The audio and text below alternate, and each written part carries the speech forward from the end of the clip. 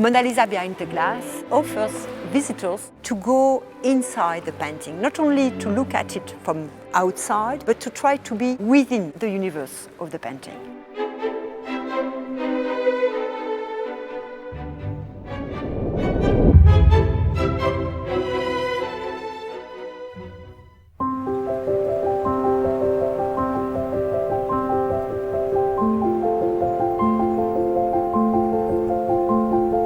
It's something completely new. It's the first time that we are using virtual reality for an experience for the visitors within the Louvre. It is the most visited museum in the world.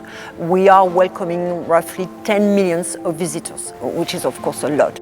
Everybody wants to see the painting, but because of the crowd, you have the average of 30 seconds stand in front of the paintings because there are too many people. It's very important that we are able to address both people, the people who are coming here and people who are not coming here, but who are interested in the Louvre. They said we need to find a way to get closer to the painting and what Da Vinci wanted to express. And the VR experience sounds to be the best way to do it.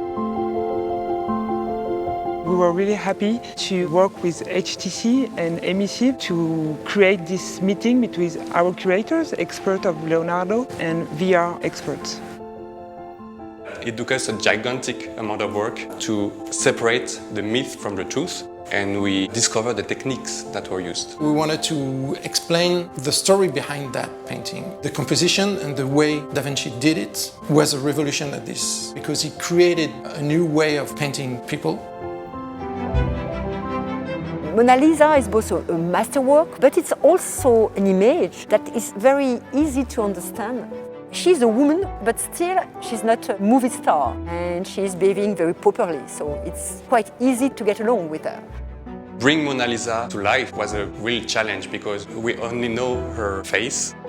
Should we represent her as a painting? Should we represent her as the living woman? We had the chance to go to the Louvre and be alone with Mona Lisa. We can really focus our attention on every detail. But we can't really see every detail because you have an old varnish, the glass in front of her, with all the deep scientific analysis they gave us. We have infrared, we have X-ray, we have special reflectography.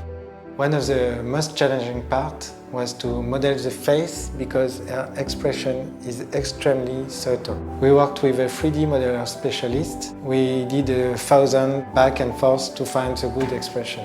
We had to decide exactly how she was dressed. We used all the scientific elements with light, X-ray, and we established a map with the different pieces, clothes, just to ensure it responds accurately when she moves. We started to try to recreate the environment around her. We tried to understand what kind of place she was in. The landscape that Da Vinci did behind Mona Lisa is not a realistic one. It's part of the magic relationship between what the background says, and we had to remove Mona Lisa, recreate the background, try to expand and to guess how it would look like. In the home version, you'll be able to find more information, more content about Mona Lisa and other artworks as well. We have recreated the Grand Gallery. It's the main gallery from the Louvre, and you will see 4 paintings of Leonardo, and you will have some details about the different paintings. I think innovation and digital innovation is great for museums, and we have to use it as a tool to discover again art and masterpieces. Nevertheless, we have to be careful not to use too many screens between the art and our audiences.